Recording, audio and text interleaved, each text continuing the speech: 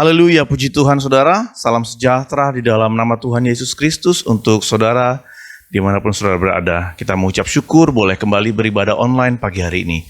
Mari kita mau siapkan hati kita. Kita mau datang kepada Tuhan.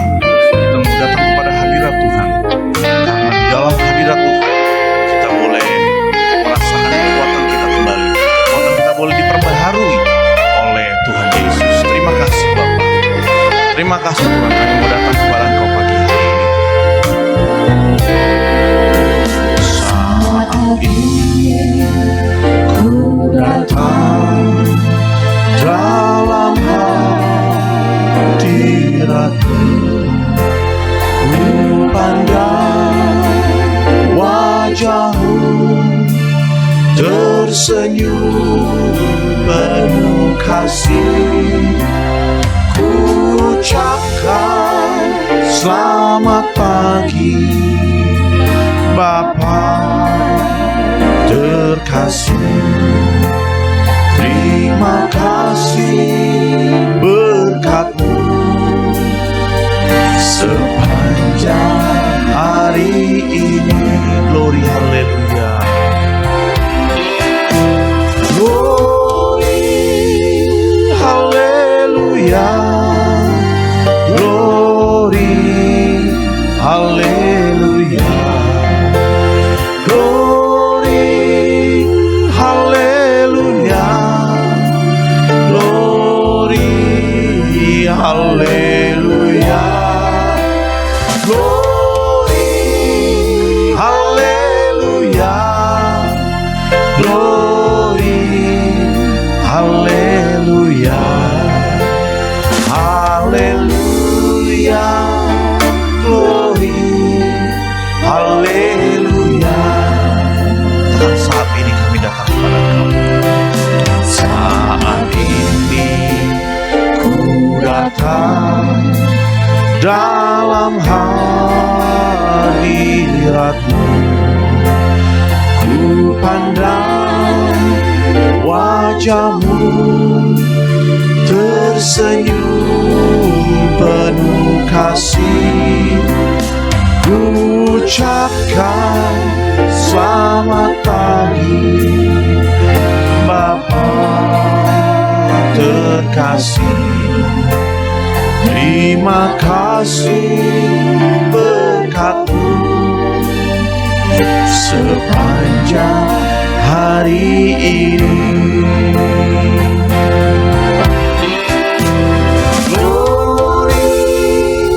Haleluya,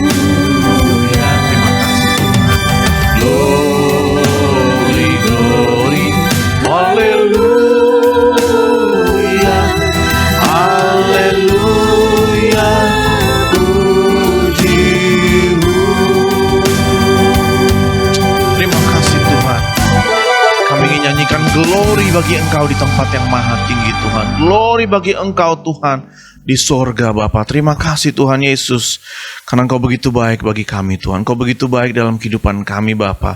Kami boleh ada saat ini dengan tubuh yang sehat, itu semua karena kasih dan kemurahan-Mu Bapa. Terima kasih Bapa, dan hati kami siap untuk beribadah kepada Engkau kembali Bapa. Dan biar Engkau berada bersama kami, bersama umat-Mu, dimanapun umat-Mu berada Bapa. Terima kasih Tuhan, kami akan siapkan hati kami untuk beribadah online di dalam nama Tuhan Yesus Kristus. Haleluya. Amin. Haleluya, mari kita bernyanyi, mari kita menari bagi Sang Raja. Nyanyilah dan menarilah bagi Sang Raja. Nyanyilah dan menarilah bagi Sang Raja. Nyanyilah, nyanyilah dan menarilah bagi Sang Raja. Nyanyilah dan menarilah bagi Sang Raja. Angkatlah tanganmu, pujilah Dia, tinggikan namanya, sukacita bersoraklah. Nyanyilah dan menarilah bagi Sang Raja. Nyanyilah dan menarilah bagi Sang Raja. Nyanyilah, nyanyilah dan menarilah bagi Sang Raja. Nyanyilah dan menarilah. Mari kita angkat tangan kita. Angkatlah tanganmu, pujilah Dia, tinggikan namanya, sukacita bersoraklah. Nyanyilah dan menarilah bagi Sang Raja. Nyanyilah dan menarilah bagi Sang Raja. Nyanyi glory, glory, glory, glory bagi Sang Raja. Oh nyanyi glory, glory, glory bagi Sang Raja. Nyanyi glory, glory, glory bagi Sang Raja. Mari rayakan. Katakan nyanyi glory. Nyanyi glory, glory, glory bagi Sang Raja. Oh nyanyi glory, glory, glory bagi Sang Raja. Nyanyi glory, glory, glory bagi Sang Raja. Mari rayakan dan nyanyi. Kita akan merasa bahagia bila kita semua bahagia. Kita akan merasa sukacita bila kita semua nyanyi glory, glory, glory bagi Sang Raja. Oh nyanyi glory, glory, glory bagi Sang Raja. Nyanyi glory, glory, glory bagi Sang Raja. Mari rayakan dan nyanyi. Kita akan merasa bahagia, bahagia bila kita semua menyambutnya. Kita akan merasa sukacita bila kita semua nyanyi glory, glory, glory bagi Sang Raja. Oh nyanyi glory, glory, glory bagi Sang Raja. Nyanyi glory, glory, glory bagi Sang Raja. Mari rayakan dan katakan mari rayakan. Mari rayakan dan nyanyi. Mari rayakan. Mari rayakan dan nyanyi. Haleluya. Puji Tuhan. Tuhan Yesus memberkati. Haleluya. Terima kasih Tuhan. Terima kasih buat Roh Kudus-Mu yang terus menghidupkan kami. Terima kasih buat Roh-Mu yang ada dalam hidup kami Bapa. Roh yang kasih-Ku mengalir dalamku.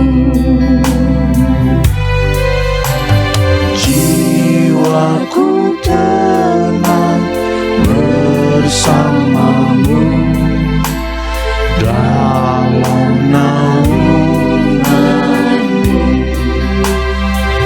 Ku buka hati untuk jamahanmu, berserah penuh di hadiratmu. Kau ambil alih seluruh hidupku di altarmu, menyembahmu. Rohmu yang kudus pulihkanku, Engkaulah damaiku. Ku hidup oleh anugerah-Mu yang menyertai-Ku.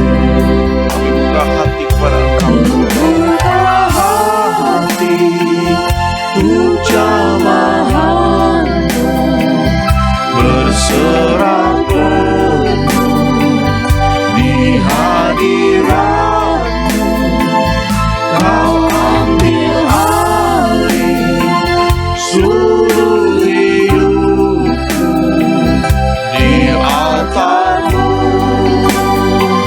menyembahmu. Rohmu yang hidup penuhiku, datang urapiku. Terima kasih Bapa. Terima kasih kuasa-Mu, hidupku bagi-Mu.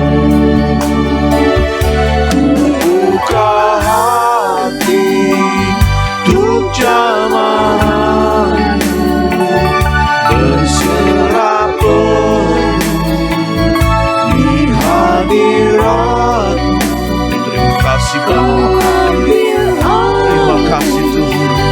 Seluruh hidupku di altar-Mu,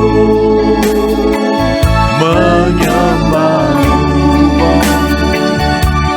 Buka hati untuk jamahan-Mu, berserah penuh. Terima kasih Bapa. Hati kami terangkat kepada Engkau Tuhan. Hati kami terangkat kepada Engkau Tuhan. Terima kasih Bapa. Seluruh hidupku di altar-Mu, menyembahmu. Di altar-Mu, menyembahmu. Di altar-Mu, menyembahmu. Terima kasih Tuhan Yesus. Terima kasih Bapa. Terima kasih Tuhan. Terima kasih Tuhan. Sungguh indah berjalan bersama Engkau Tuhan. Terima kasih Bapa. Hati kami siap Tuhan untuk kembali diisi oleh firman-Mu Tuhan. Berbicaralah kepada kami dan kami siap mendengar. Bahkan kami siap untuk menjadi pelaku firman-Mu. Kau berkati hamba-Mu Tuhan yang sudah Engkau urapi dengan urapan yang baru. Terima kasih Tuhan Yesus. Kami siap mendengarkan firman Tuhan di dalam nama Tuhan Yesus Kristus. Haleluya. Amin. Puji Tuhan, saudara-saudara, selamat pagi. Salam jumpa dalam kasih Tuhan kita, Yesus Kristus. Syukur Tuhan masih lindungi dan pelihara kita. Kita masih bisa jumpa dalam ibadah online pagi hari ini. Hari ini saya beri judul Yesus Batu Penjuru. Saudara sudah banyak mendengar kisah tentang Yesus batu penjuru. Ini dicatat dalam Injil Matius, Injil Markus, juga Injil Lukas. Saya baca di dalam Injil Markus pasal yang ke-12, dicatat tentang bagaimana Yesus memberikan perumpamaan tentang para penggarap kebun anggur.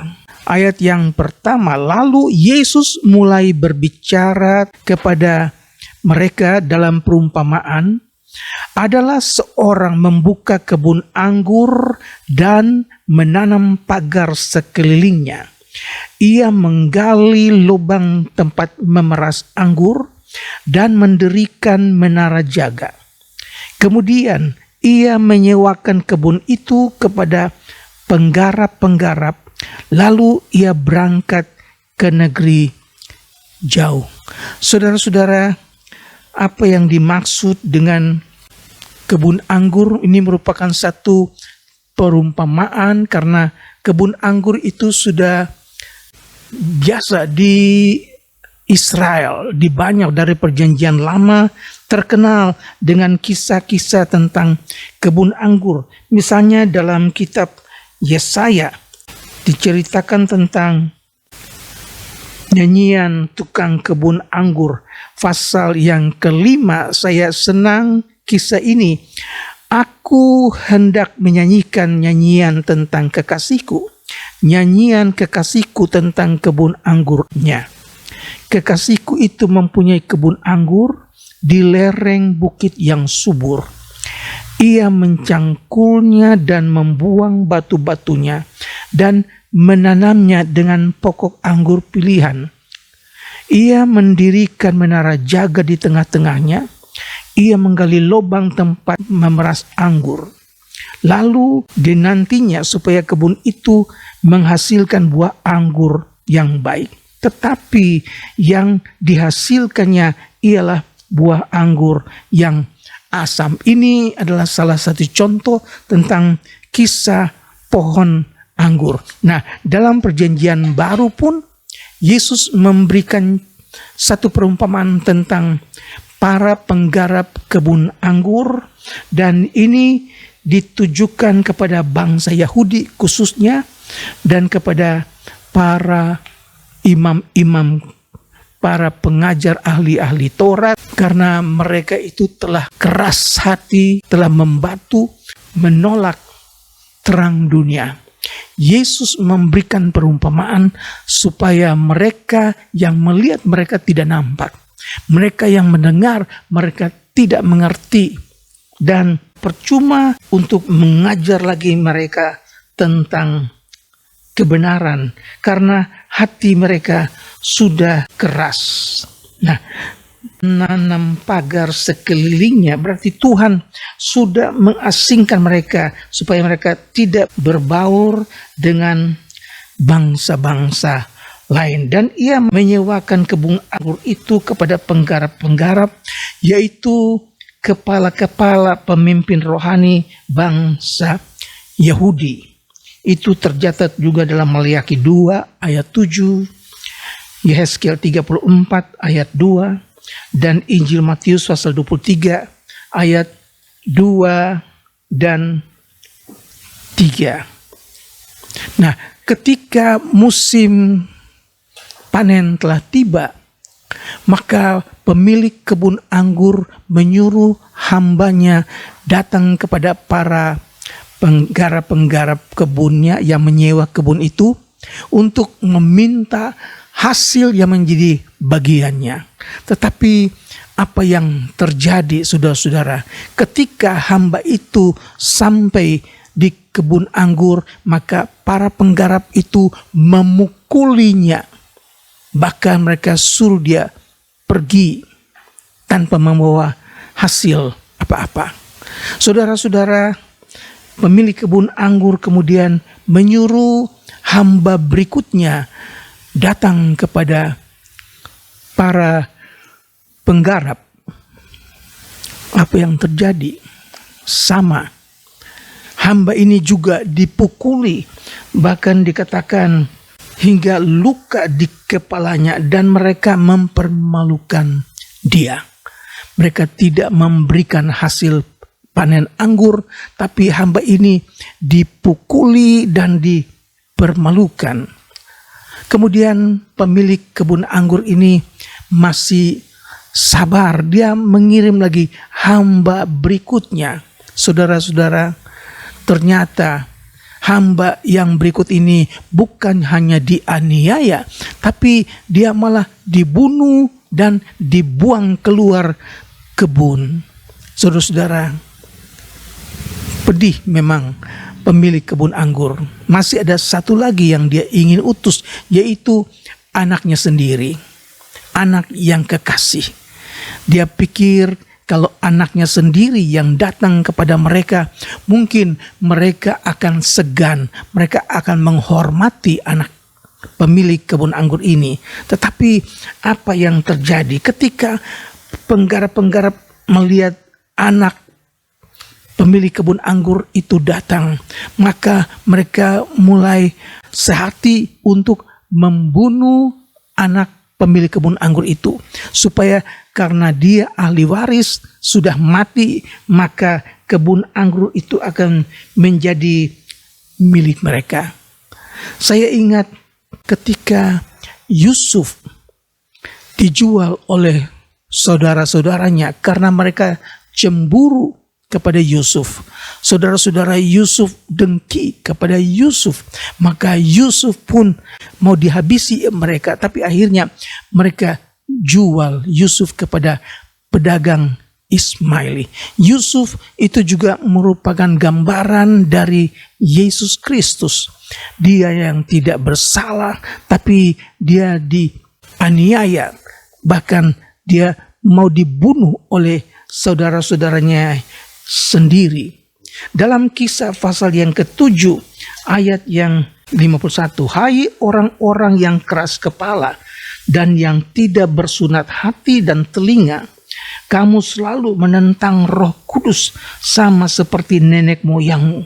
Demikian juga kamu, siapakah dari nabi-nabi yang tidak dianiaya oleh nenek moyangmu? Bahkan mereka membunuh orang-orang yang lebih dulu memberitakan tentang kedatangan orang benar, yang sekarang telah kamu hianati dan kamu bunuh. Kamu telah menerima hukum Taurat yang disampaikan oleh malaikat-malaikat, akan tetapi kamu tidak menurutinya. Sejak dulu para nabi sudah dianiaya, sudah dibunuh. Itu juga terdapat dalam 1 Raja-Raja ketika Ratu Isabel menganiaya, membunuh nabi-nabi Tuhan, sehingga Tuhan Yesus memberikan satu perumpamaan tentang penggarap-penggarap kebun anggur, supaya Yesus ingin mereka sadar bahwa para penggarap-penggarap, yaitu mereka itu yang keras hati menolak terang dunia. Sama dalam Injil Yohanes pasal 1 ayat yang ke-11, ia datang kepada miliknya sendiri, tapi milik yang sendiri itu tidak menerima dia. Ini semua sudah tercatat di dalam Alkitab bahwa anak manusia itu akan mati, akan dibunuh, dan ini diceritakan dalam perumpamaan tentang penggarap-penggarap kebun anggur. Ketika pemilik kebun anggur itu mengutus anaknya sendiri datang kepada para penggarap, maka para penggarap itu bukan menerima dia, tapi menganiaya, bahkan membunuh anak itu dan dilemparkannya keluar kebun. Yesus juga dibawa keluar dari kota Yerusalem.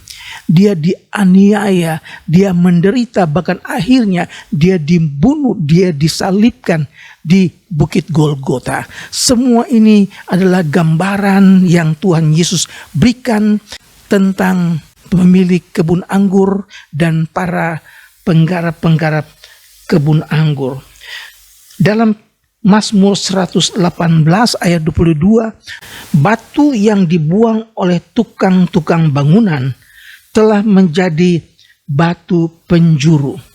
Hal itu terjadi dari pihak Tuhan, suatu perbuatan ajaib di mata kita. Saudara, Tuhan Yesus katakan kepada imam-imam, tidak pernahkah kamu baca dalam Taurat bahwa batu yang dibuang oleh tukang-tukang bangunan itu telah menjadi batu penjuru. Saudara, batu penjuru adalah batu sebagai pengikat di bubungan untuk memperkokoh bangunan agar tiang-tiangnya, tembok-tembok itu menjadi kuat dan tidak gampang roboh. Batu penjuru ini juga menjadi pengikat yang mempersatukan dan yang menyelamatkan bangunan itu dari keruntuhannya. Nah, ketika orang-orang Farisi, guru-guru agama mendengar bahwa ketika anak itu telah dibunuh, kira-kira apa yang akan dilakukan oleh pemilik kebun anggur? Dikatakan dalam Markus bahwa pemilik kebun anggur itu akan datang dan membinasakan para penggarap-penggarap tersebut. Dikatakan sekarang apa yang akan dilakukan oleh tuan kebun anggur itu? Ia akan datang dan membinasakan penggarap-penggarap itu, lalu mempercayakan kebun anggur itu kepada orang-orang lain. Tidak pernahkah kamu membaca nas ini? Batu yang dibuang oleh tukang-tukang bangunan telah menjadi batu penjuru. Hal itu terjadi dari pihak Tuhan, suatu perbuatan ajaib di mata kita. Haleluya.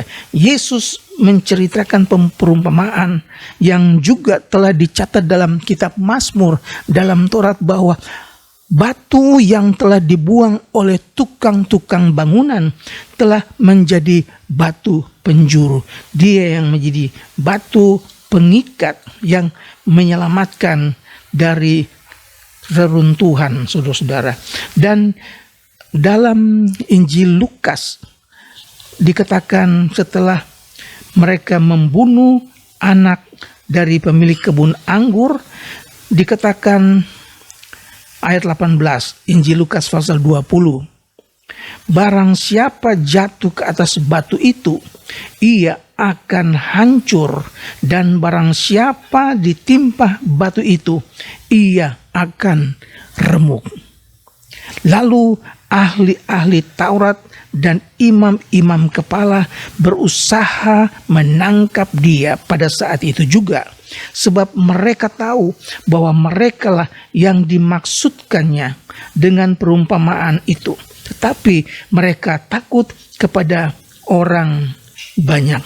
Saudara-saudara, mereka merasa tertempelak karena Yesus menceritakan perumpamaan ini, dan mereka merasa bahwa cerita perumpamaan ini ditujukan kepada mereka. Dan memang pengusaha kebun anggur ini akan datang untuk meminta pertanggungan jawab dari para penggarap-penggarap. Penggarap-penggarap juga para pelayan sampai sekarang saat ini, kita harus bertanggung jawab kepada Tuhan ketika Tuhan datang meminta pertanggungjawab dari kita. Yesus yang dibuang dan ditolak oleh bangsa-bangsa sendiri, kemudian ia menjadi batu penjuru. Dalam Kisah pasal 4 ayat yang ke-11 juga ditulis, Yesus yang ditolak itu menjadi batu penjuru. Yesus adalah batu yang dibuang oleh tukang-tukang bangunan, yaitu kamu sendiri. Namun ia telah menjadi batu penjuru. Haleluya. Batu yang dibuang oleh tukang-tukang bangunan. Siapakah tukang-tukang bangunan? Itulah orang-orang Farisi, ahli-ahli Taurat, guru-guru agama, saudara. Tapi dia telah menjadi batu penjuru, batu yang menyelamatkan, batu yang membuat rumah itu tetap kokoh. Dalam Injil Lukas pasal yang ke-20 ayat 18, ketika mereka sudah mendengar kisah dari Tuhan Yesus dalam Injil Markus dikatakan bahwa dia datang dan dia akan membinasakan para penggarap-penggarap kebun itu, dan dia akan memberikan kepada penggarap-penggarap yang lain. Orang Farisi, guru-guru agama merasa sakit hati ketika Yesus katakan bahwa pemilik kebun anggur itu akan datang dan dia akan membinasakan para penggarap-penggarap itu. Mereka merasa bahwa itu ditujukan kepada mereka. Dan mereka ingin menangkap Yesus saat itu juga, tetapi mereka takut kepada orang-orang banyak. Saudara, firman Tuhan yang singkat ini ingatkan kita supaya jangan sampai kita lalai dalam pelayanan kepada Tuhan. Dalam Mazmur pasal 118 itu dikutip dalam kitab Mazmur ayat yang ke-22. Batu yang dibuang oleh tukang-tukang bangunan telah menjadi batu penjuru. Hal itu terjadi dari pihak Tuhan, suatu perbuatan ajaib di mata kita. Haleluya. Dunia merendahkan Yesus, dunia membuang Yesus, tetapi Allah sangat meninggikan Yesus. Dalam Filipi pasal yang kedua ayat yang ke-8, dan dalam keadaan sebagai manusia ia telah merendahkan dirinya dan taat sampai mati, bahkan sampai mati di kayu salib. Itulah sebabnya Allah sangat meninggikan dia dan mengaruniakan kepadanya nama di atas segala nama, supaya dalam nama Yesus bertekuk lutut segala yang ada di langit dan yang ada di atas bumi dan yang ada di bawah bumi, dan segala lidah mengaku Yesus Kristus adalah Tuhan bagi kemuliaan Allah Bapa. Puji Tuhan, Allah telah mengirim anaknya Yesus sebagai terang dunia. Dia datang ke dalam dunia ini. Dunia ini adalah miliknya, tetapi miliknya itu tidak menerima dia. Milik itu menolak dia. Tetapi mereka yang menerima dia, mereka yang percaya kepadanya, mereka diberi kuasa untuk menjadi anak-anak Allah. Saudara dan saya adalah anak-anak Allah. Kita menjadi ahli waris kerajaan sorga. Oleh sebab itu, jangan sampai kita lalaikan tanggung jawab yang sudah Tuhan berikan kepada kita. Lakukan itu dengan setia. Lakukan itu dengan penuh tanggung jawab, karena akan datang Tuhan minta pertanggungjawaban dari kita masing-masing. Haleluya. Kiranya firman Tuhan yang sederhana pagi hari ini akan mengingatkan kita bagaimana Yesus direndahkan oleh dunia. Dia direndahkan oleh manusia, tetapi dia ditinggikan oleh Allah Bapa. Kita yang percaya kepada Yesus, kita juga akan mengalami hal yang sama. Kita akan mengalami banyak penderitaan, banyak aniaya, tetapi Allah sangat meninggikan kita. Puji Tuhan, Tuhan memberkati. Tuhan kiranya tolong kita dalam masa-masa yang sukar, masa-masa yang berat ini. Kita tetap setia iring Tuhan, tetap setia melayani Tuhan sampai langkah yang terakhir. Puji Tuhan, Tuhan memberkati. Saudara, sebelum kita datang kepada Tuhan, saya bacakan lagi beberapa buah ayat melengkapi firman Tuhan pagi hari ini. Dalam 1 Petrus pasal yang kedua ayat yang ke-6, firman Allah berkata, sebab ada tertulis dalam kitab suci, sesungguhnya aku meletakkan di Sion sebuah batu yang terpilih, sebuah batu penjuru yang mahal, dan siapa yang percaya kepadanya tidak akan dipermalukan. Karena itu bagi kamu yang percaya, ia mahal. Tetapi bagi mereka yang tidak percaya, batu yang telah dibuang oleh tukang-tukang bangunan telah menjadi batu penjuru, juga telah menjadi batu sentuhan dan suatu batu sandungan. Dalam Lukas pasal 20 ayat yang ke-18 katakan, barang siapa jatuh ke atas batu itu, ia akan hancur. Dan barang siapa ditimpa batu itu, ia akan remuk. Saudara, sungguh kita melihat keadaan dunia sekarang ini, banyak yang menolak Yesus, tapi firman Allah sudah menubuatkan satu waktu setiap lutut akan bertelut, setiap mulut akan mengaku Yesus adalah Tuhan. Mari kita tetap pegang firman Tuhan, tetap berimankan kepada Yesus Tuhan. Dan sekarang ini kita melihat begitu banyak orang yang mulai terbuka matanya. Mereka mulai terima Yesus, percaya Yesus. Risikonya nomor 2. Yang pertama, mereka terima Yesus sebagai Tuhan, sebagai juru selamat. Saudara-saudara, sudah berapa lama saudara percaya Yesus? Jangan sampai kita tinggalkan Yesus.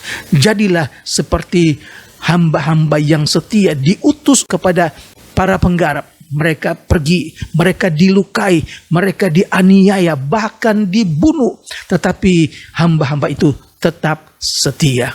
Mari saudara-saudara pegang firman Tuhan. Janji Tuhan tidak pernah berubah. Dia mahal buat mereka yang percaya. Nyanyi satu pujian, besar dan ajaib. Haleluya.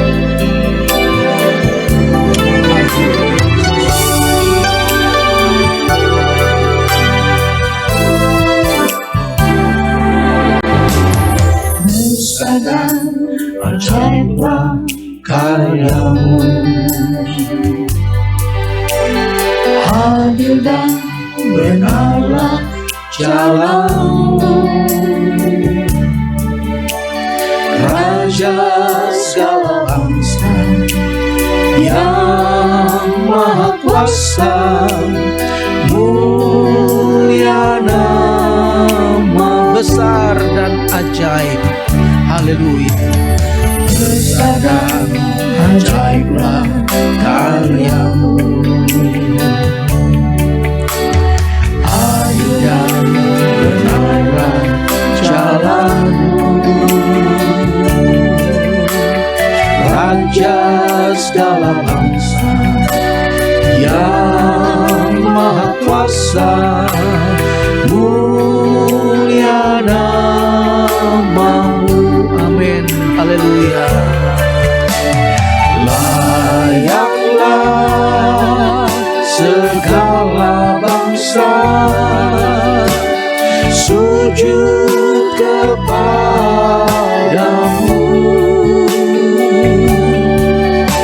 sebab Kau Allah yang kudus, layak disembah. Layak segala bangsa sujud kepada Tuhan. Haleluya. Segala bangsa sujud kepadamu, sebab Kau Allah yang kudus, layak disembah. Layak segala bangsa sujud kepada. Layaklah Amin. segala bangsa sujud kepadamu,